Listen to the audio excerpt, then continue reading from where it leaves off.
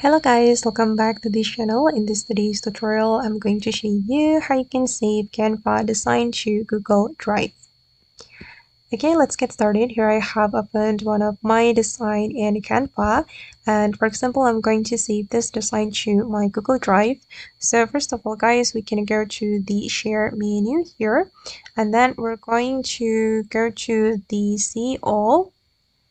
Okay, and then just just scroll down until you find the Google Drive, and the Canva will ask you to connect your Canva to Google Drive.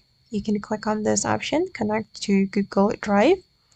Okay, and here you need to log in with your Google Drive account. Okay, I'm just going to use this account, and hold on guys, it's still loading. Okay, now my Canva has been connected to my Google Drive, and for instance, I'm going to save it here in this folder.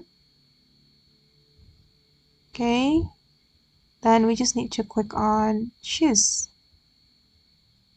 Okay, I'm just going to save it as PNG and click on save. And then the design will be automatically uploaded to our Google Drive. Okay guys, and that's all the way to save Canva design to Google Drive. I hope this video will be useful for you. Thank you so much for watching, and bye!